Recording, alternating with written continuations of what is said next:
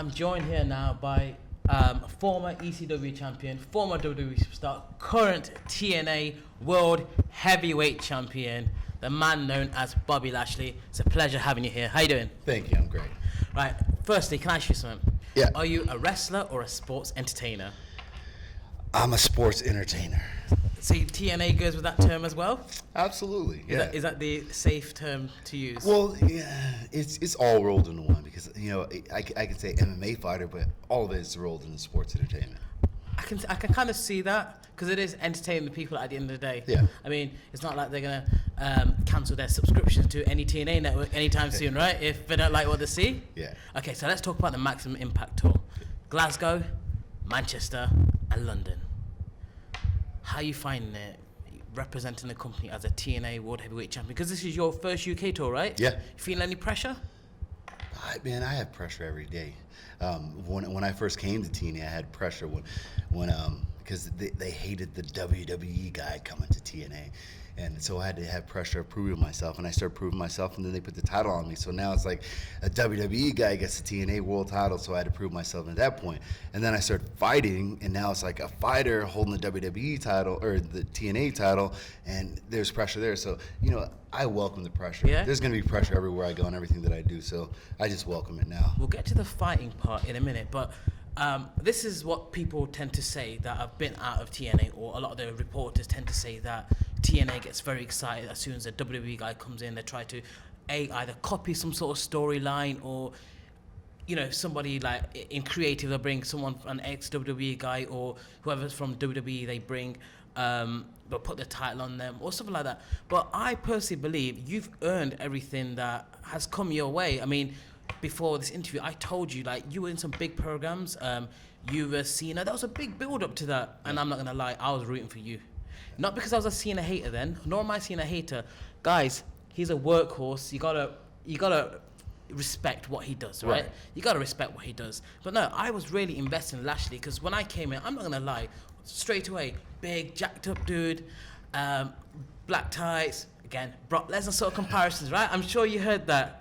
And from your past interviews, it seems like, there's some sort of difference between you two. I'm not going to get into, not ask you about that, but, I personally believe he's a genetic freak, and I think you are a freak of nature. We spoke about your big program in WrestleMania, and then that awesome moment you had with Umaga. I can't forget that leap that you took. Middle of the cage, like, that was some height.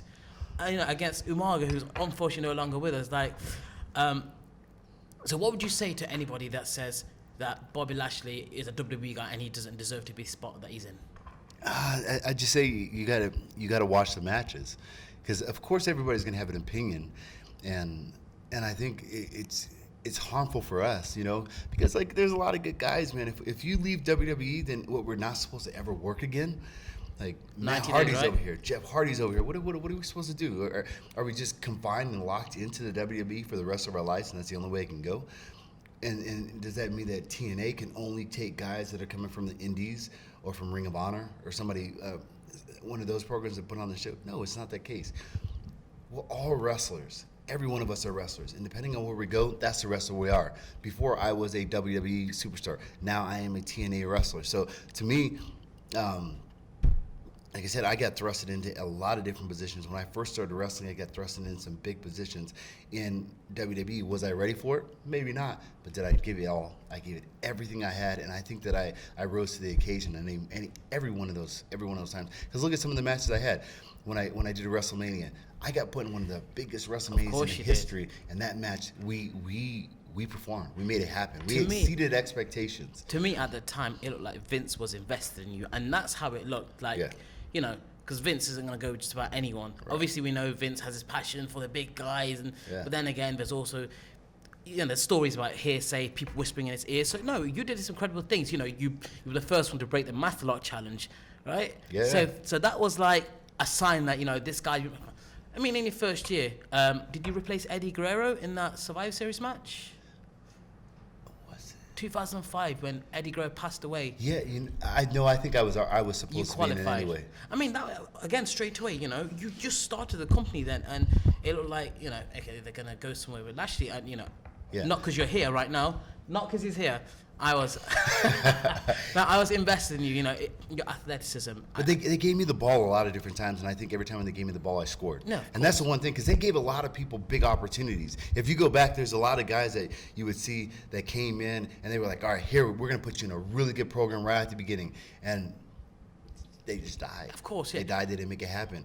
And when they gave me every position they gave me, they said, okay, we're going to put you with Booker right now. Me and Booker had some great matches together. King Booker! King Booker. We went He through was it amazing, all the that time. character. Oh, it was phenomenal. And me and him ran through that entire series. And then after that, the Umaga thing. The first time me and Umaga wrestled, they just put us like at the beginning of the show in like one of the house shows. The next match we were semi-main event because we were getting them right at the beginning. And this is somebody that didn't spend years in the independence. This is somebody that just got right into it, that I had a heart and desire, and I had a work ethic that nobody else could even match. And I think they knew that. I wasn't one of those guys who were like, hey, man, I just came back from the gym, and I'm sweating, and I'm showing you that I worked out. They just knew it, because when I went out there, I performed. They said, I don't know how you keep doing it. I just do it. Do you think, obviously WWE is all script, like, we all know it's all sports entertainment, but they are heavily scripted now, more so Hollywood writers. Do you think your career might have taken a different direction had they thought, okay, this guy, I mean, I'm not saying this, but do you believe promos was sort of one of your weaknesses at that time? Yeah. It always has been, because it's hard to kind of turn myself away from that. When I grew up and when I was going through everything that I went through, I was always under the mentality of shut up and train. So it was always the hard part of like talking trash. Like I was a really quiet kid, a very reserved kid, and I was like that little kid, that quiet kid that did really big things. That's what I always used to say about myself. I was a quiet person that did big things. So for me to just change and start like grabbing a microphone and talking trash to somebody, it just wasn't me. That was not me. I think in my career, the best thing that you could do for me is just give me a manager. Let him talk. Let me do the work. You can talk. I don't want to talk about it. I want to be about it. Yeah, I mean, nowadays, they don't really invest in managers right now, other than, obviously, Brock's got Paul Heyman. I heard you said you believe MVP is probably the greatest talker. Some would argue right now it would be Paul Heyman, but I think MVP is pretty damn good on the mic. He's always been good. MVP had that swag. When he came in, you know, fair dues, his outfit was a bit debatable. Some people shout Power Ranger, but that guy was cool. I was a big MVP fan. Yeah. So how does it feel being reunited with a colleague, a former colleague from WWE, MVP, who spent some time in Japan, because that was his passion, right? Yeah. How does it feel being back in the mix with him? Obviously, he was sort of your mouthpiece. Can I say he was, you know, because you were the quiet guy who just sort of did the work, fighting, and then obviously he would talk for you. But now you're against a BDC crew. They got your title. What are you gonna do? This is what this whole tour is about, because this whole tour is what we're gonna do and how we're gonna get that title back, and to what extent, and how I'm gonna react to it. And I don't really know how, but I know one thing is that I think everyone in that crew deserves the kind of ass whooping that I'm gonna give them. I mean, I'm looking out for every one of them. I already, you know, I'm gonna take Kenny King and just ragdoll him. Kenny King's good. Yeah, he's good, Very athletic. but he's gonna get ragdoll. And then low key, I'm looking forward to that match, because he's the kind of wrestler that I like to wrestle against. He's a little smaller, so I know I'm gonna overcome and I'm gonna smash him. But then eventually, I'm gonna get my hands on that little weasel MVP and grab him by his little shirt, tie, or whatever, and I'm gonna grab him and I'm gonna beat him down. He's great on the mic, but when it comes to fighting, that's a whole different story. I certainly wouldn't want to be MVP right now. Okay, so let's talk about your return to TNA. You first debuted in 2009, short stint. Yeah. You turned heel somehow, right? Yeah. I'm confused about it, but at that time, I think TNA was very confusing at the time. Yeah. Since you've returned, they found a new home, Destination America, which everyone was unsure about what was going to be the future of TNA. But you've had some incredible matches with Bobby Roode. Like, you know, you've torn the house down with Bobby Roode. Who else do you believe you can have that sort of chemistry with to tear the house down? I think Gunner. I really like to see Gunner. I want to have something build up, and I want to do something with Magnus. I don't want to jumpstart that. I don't want that just to be a quick thing. I want that to actually build up. We're looking forward to seeing what happens with me and MVP. I think that the storyline of that is going to build up really big, and I hope we take a little time with it and let it build to let it really nurture itself, and then do something there. I think that's going to be a good match. Also, there's so many guys on that roster, man. From Eric Young, I mean, he's a phenomenal talent. EY's been there from day one, The right? absolute, yeah. The absolute biggest match, of course, in my career is going to be the one, the only Kurt Angle. I mean, me and Kurt, when we go at it, it's going to go at it. And the thing I keep talking about all the time is that we have so much history together. Kurt got me into wrestling. Yeah. And then when I went to WWE. I stayed in there for a little while. Kurt took off. And then he's wearing a TNA mouthpiece. The next thing you know, I go to TNA. So we've kind of like tailored each other and followed. I followed in kind of his footsteps from high school until now. And we've yet to even touch physically at all whatsoever. That's funny you mentioned that. One time we had a live event, and it was at the end of a tour, and they just wanted to throw a bunch of guys together, and I happened to tag with Kurt. That was the only time that I have ever spent time in the ring with Kurt, was that. It's funny you mentioned that, because I was going to actually, this would be my next question is, so you and Kurt Angle, similar backgrounds, amateurs. Obviously, he's a machine, right? That guy won Olympic gold medalist. Did his thing in WWE. He started off with, he got booed, but then he turned that all against him. Yeah. Comedy, he turned to comedy, but man, he put on some great matches. Started working with all the big stars, Austin, Rock, Triple H. Then you came in. So background, was it the army you were in, or the Marines? Army, yeah. So you came in the army, amateur wrestling background. Again, you sort of rose to the top, but then you both end up in TNA. But man, I think if you and Kurt, with your backgrounds, if you two had a match, honestly, that would be, for all TNA fans, WWE fans, whatever promotion it is, that would be a dream match. Now, would you like that to be at Bound for Glory or WrestleMania? The match is the match. Right now I'm in TNA, so I'm going to go with Bound for Glory, because I don't think there's going to be a chance that Kurt's ever going to get back to WWE. I don't think that's where he wants to go. I know there were some talks here and there, and saying that he was possibly going to go back. I don't know it. And right now he's only getting, we're not getting younger. No, of course. So eventually that match has got to happen. And right now I think the ones that are willing to hone that match and really do something with it is TNA right now. I think TNA is the one promotion that's actually trying to give the fans what they want. So they're trying to give the matches that the fans want. And I know that the fans want that match, and they know that match. So I know that after this little series with MVP and this little goon squad or whatever they call themselves, I think that we're going to kind of move into something maybe with Kurt or Magnus or Gunner or one of those guys. And hopefully somewhere down the line it will be Kurt, and that's just going to be incredible. It's got to be Kurt. Kurt needs to recover. Kurt's looking great for his age, but man, that would be an awesome match. You and Kurt Angle, because again, I want him at his best. I want him at his best. Exactly. And you're at your best right now. I think you are doing absolutely fantastic in the ring.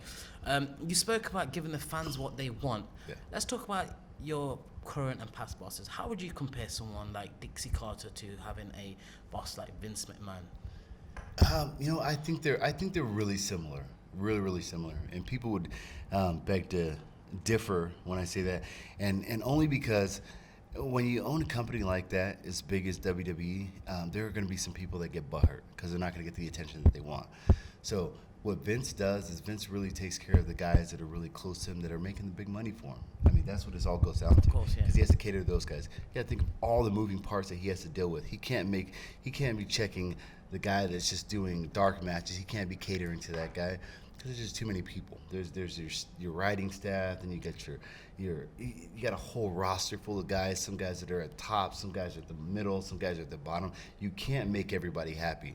And when I was with Vince at the time, Vince was, he was real cool with me. He gave me his number. I could call him, talk to him anytime. Because he never slept, right? Is that true? He never slept. You can just call the guy. Did you work out together? No, but he's always wanted to. He always said, we got to work out together. But we never had the opportunity to. He said, sometime he'll come down to Denver and we'll work out. That remains to be seen. But I'd like to work out with him because I know he's pretty intense.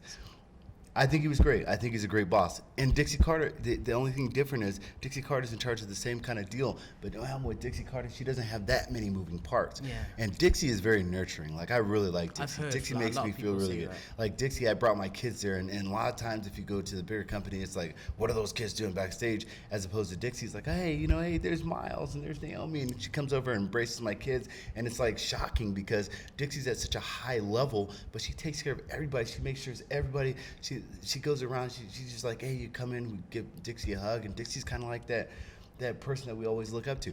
And on the same token, as Dixie put her ass on the line, you know, can put it to the table. That was kind of a big thing for her because she just wanted to show us. Well, that Mae she Young also did it as well. Yeah. But she just wanted to let us know that she was on our side and she understood what we were going through. She wanted to be a part of it, which we had a lot of respect for. And you got to. So were you a fan of heel Dixie? I like it. Dixieland. I loved it. I loved it. I wish she could have kept going with it. Yeah. I loved it. Yeah. So, would you say Vince is out of touch with the product right now? Did you watch the Royal Rumble? Yeah. What are your thoughts on it? My thoughts on the Royal Rumble. I think what's going on right now is I think they made a slight mishap, and the mishap that they had is that they've been gearing the entire crowd around changing the game a little bit. Because if you think about it, back in the day, it used to be the big guys and the like Vince, like the big, like the Rocks, the Brocks, all these like larger than life characters. And then now they've kind of changed the game around to doing the NXT guys, some of the smaller guys, some of the workers are on TV. They're not the bigger, larger than life guys. Cesaro, they're wasting him away. I must say, he would do amazing TNA. I think he would get utilized properly. Yeah. So all those guys are doing that in WWE. They're bringing all the crowd into liking the Daniel Bryans and the Dolph Zigglers and some of these smaller guys just can work really good. So they geared the crowd all the way towards that, and then now when we get to the big tournaments or the big matches, what do? They switch gears and they go with some of the guys that they like, the bigger guys, the looks and everything like that. I don't see a problem with it. Like I don't think he deserved that. I think they put him in a bad position because they're like, all right, we're gonna switch gears on the crowd that we've already like nurtured this crowd in believing this is where we're going, to more of the indie style wrestling, to more of the like the faster paced stuff. And then now when it gets closer to WrestleMania, we're just gonna like change the channel and we're gonna go with this other style. And I think that's why the crowd were like, what in the hell is going on? That's what happened last year. So you really think Bryan would have ended up in that main event had that backlash not happened? I don't think so. But the thing is, I think they also put like TNA, they're very positive when they say it's all about the fans. Yeah. WWE say that, but it's really not all about the fans. And when they do try and put the fans in control of the social media, what do they do? Hashtag cancel network subscriptions. What do you think you could pull off a great match with Bryan? Because I think he can work just about with anybody. Dan Bryan? Yeah. Oh yeah. Have you worked with him before? No. Nope. I think I like those kind of matches. Yeah. I like high energy matches. Yeah. I think that would be a great match. I mean, I'm sure he's doing some big things. I'm sure they have some other plans for him. They're gonna make the fans happy, because I think right now they're like, we messed up. We were supposed to give him this and we gave him what we wanted. WrestleMania is gonna be in San Diego, like we talked about before. You're looking at bringing stars down from LA. You're bringing Hollywood into the mix. So of course, if you're doing that, the Roman Reigns is a person that you want there. He's got the look. He has the look.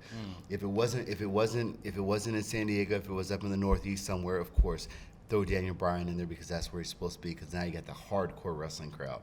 But down in LA and San Diego area, they're going to be bringing in some celebrities. They're going to be bringing in the Hollywood and everything like that. They need to bring back Lashley. So bring back Lashley. Hashtag bring back Lashley. No, seriously though, we're here to talk about TNA Impact and the tour. Glasgow tomorrow. Friday, Manchester? Yes. And Saturday in London.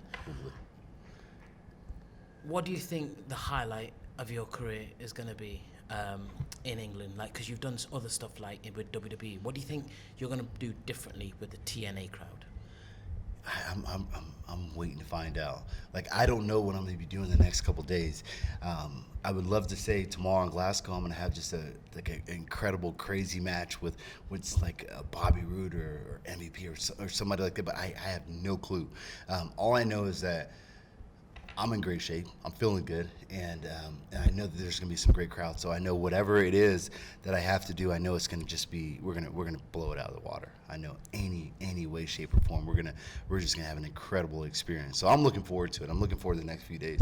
I'm looking forward to seeing what I'm going to be doing, who's going to actually win the gauntlet match or whatever they're doing at first, to see who I'm going to be wrestling on Friday night. So I'm excited. In fact, I think you and Grado, I think that'd be a good match. I think it could be a good education for that guy. I think he might win the boot camp, because the crowd just seemed to love him. Like Rockstar Spud, phenomenal talent. You know, like when he was, working with Dixie and EC3, like just sometimes you just don't have to wrestle to get over with the crowd, and Rockstar Spud did a good job. So I think I kind of see a bit of a same in Grado as well. Yeah, I'm looking forward to this Grado guy. I've heard a tremendous amount of buzz. Now. Is there? On the BBC. I'm looking forward to seeing this entrance everybody's talking about. you gotta put the accent. You gotta go Grado. Well, I mean, I like that. You know, that's the one thing I like about TNA is that they give opportunities to bring people like that in. He has a huge following. I heard it's like he's an enormous celebrity around here. So I'm looking forward to it, and I'd like to get in the ring with Grado.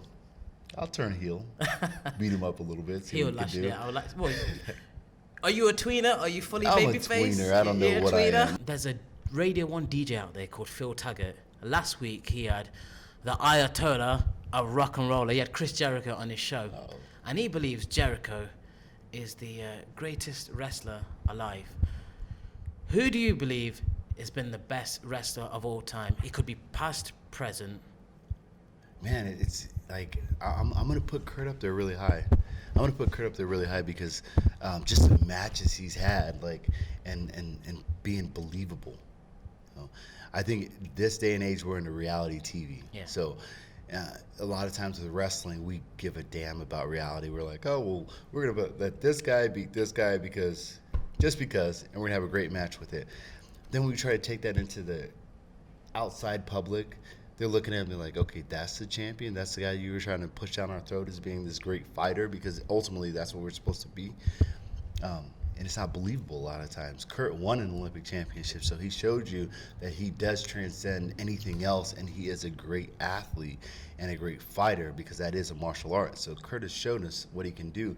Then the matches he had matches with Eddie Guerrero, with Chris Benoit. I mean, he's had some of the best matches that's ever been around. And then it's, he has the rest of the stuff that everybody likes with the mic skills and everything like that. So I think Kurt is a great talent. So can you just look at the camera and tell Phil Taggart, and just tell him that he's wrong, please?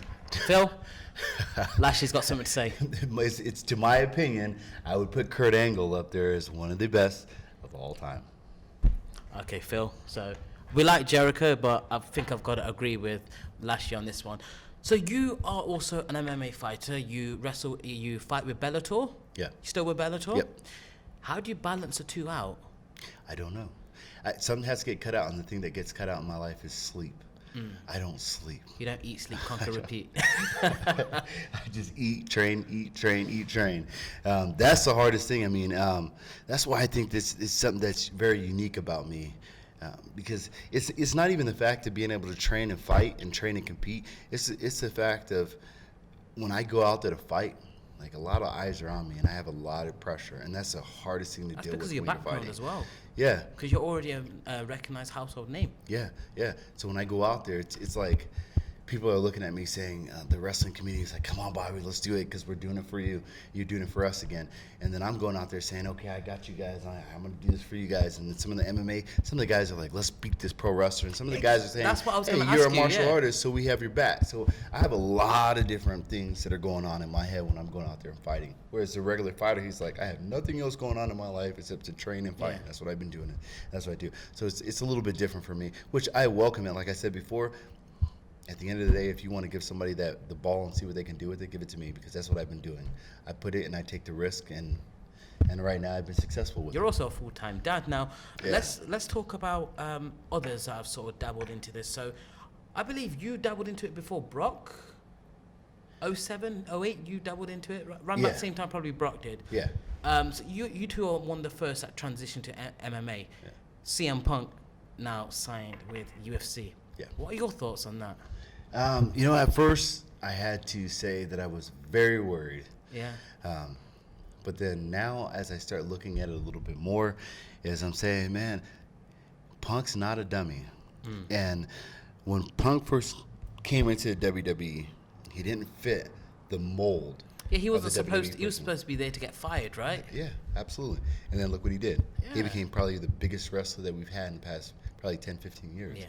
And what I always say is if you're successful at one thing, you're going to be successful at everything because you're going to learn that model. And he learns that model. And right now, I know Punk is at a really good camp, and Punk is busting his ass with some really, really good fighters. I think by the time he gets ready to fight, I think he's going to be ready for it. Of course, they're going to have to find the right opponent for him, but I don't think it's going to be a fact of winning and losing, a win-loss thing for Punk.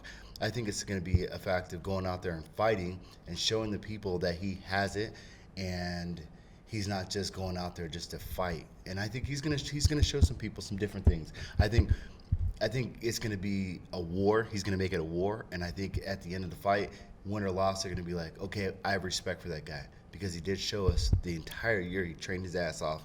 He got in the cage, which so few people do. And then after that, he went out there and fought his ass off, and he fought his heart out. And he showed us some ability that we didn't think he had. Like his striking is going to be a little bit better. He has the jiu-jitsu that he's always going to be working with. So I don't think it's a fact of winning and losing for him. I think it's a fact of just showing that he is a martial artist and proving people he's a martial artist. And that's a big stage. So there's a lot of pressure on him. And I think it's going to be all right. I don't think it's going to be a case where some of the people are saying, yeah, he's just going to go out there and get knocked out. It's not going to happen. I think he's going to get the right opponent, and then he's going to have a good match out there, and people are going to say, okay, we like you and we respect you. I want to know your favorite match of all time. Oh, man. I don't think there's one particular match that I think is a favorite match. There's some really good matches. Man, I used to love Kurt and Benoit were really good. Kurt and Guerrero were really good. Yeah. Kurt keeps popping up in some of these greater matches, and he's been there because I like that style of match. I like that style of match where it is a little bit of everything. Because man, Kurt was so good that he made Benoit and Guerrero like amateur wrestlers, and the way that they were going through it, it was just. I enjoyed his interaction with Benoit especially. Wow. Yeah, it was incredible, some of those matches. But there's some other matches that I pulled back and I was like, oh man, look at that match. That was a great match also. There's so many matches. I can't pick just one. I just want to keep harping on those just because I'm a big Kurt fan and I want to see some big things with Kurt. Cool. And I want to do something with him. So I'm going to stick with those matches. All right, fair enough. Mine, just so you know, mine is, I mean, people say Savage Steamboat WrestleMania 3. For me, it's got to be. Oh, Steamboat. It's got to be Shawn Michaels take a WrestleMania 25. That match blew me away.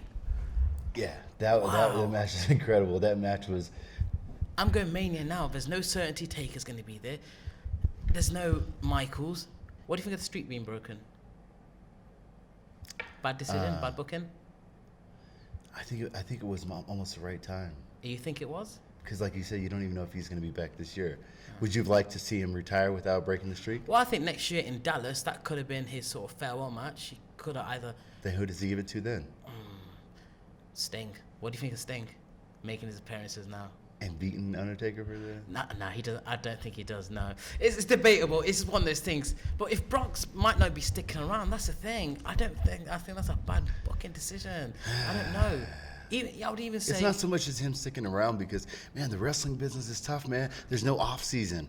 If there was an off season, then I would say yeah, Brock stick around forever. But there's no off season. There is no off season. You gotta go through like your bodies are battered, bruised, as they say in the adverts. Anyone that says it's fake.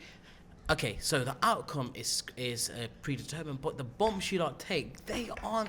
There's no camera tricks. Exactly. There's no camera tricks. You're getting hit with chairs. You're taking bumps. You're flying over the top rope. I mean, there's all kinds of different things. And you just have to risk it. And you have to go. The one thing I do like about having Brock have the title and not being on the show all the time is because why does he need to be? Yeah. He's a champ. Champ can do whatever he wants to do. It's like Floyd Mayweather. He doesn't go out there and fight every time. Yeah. He's like, all right, build somebody else up, and when they're ready, when you think they're ready, I'm going to come and beat them up, and then I'm going to go take a break again. Yeah. And I think right now, I think that's almost like a really cool kind of thing that they're doing with Brock, is he's holding the title, and they're like, well, they're starting to get pissed off at him, and every time when he comes back in, he's like, all right, here's the title, and who's next? Who do I got to beat up this time? He's a tweener at the time right now. I think incredible match at the Royal Rumble. Yeah, Seth Rollins, John Cena, I think they all played a part well. But I think a dream match would be you and Lesnar. I think everyone's always made that comparison. Past 10 years. If the money's there, he'll say yes. I think you say yeah. But we're gonna end this now. You've done like stuff like one word associations. Yeah. I want to do something here. So imagine me and you are gonna go at it at Bound for Glory. I'd rather say Mania, but this is TNA. So for Bound for Glory, for the heavyweight title, I want to cut a promo. This is the go home show. This is the go home promo now to sell the main event. Me and you. So I'm going to shoot away and let's see what your response is. Go. This is off the cuff, by the way. So guys, please don't murder me. Lashley, you've been around for 10 years. You've done it all. You've been to the biggest organizations, WWE, ECW champion, TNA World Heavyweight champion. You've been around the world. You've faced the best. But Lashley, I don't think you've ever faced anyone like myself before. Now you can go around and say you've beat John Cena, even though I don't think you have. You've beat the best, you've fought the best, Triple H, you've fought them all. But Lashley, I want you to know, I'm one of a kind.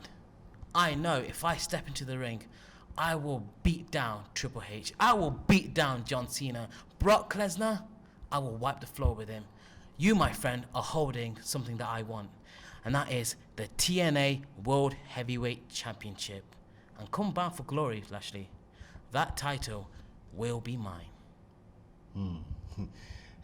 That's kind of interesting. A lot of things that you said in that whole promo was if and if and if and if and if.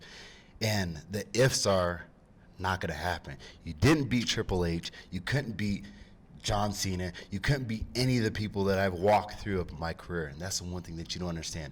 And the scary thing about me is nobody knows what I'm capable of doing until they get in the ring with me. So I'm going to let you know one thing. The biggest fear that I have in my life is to face somebody like me.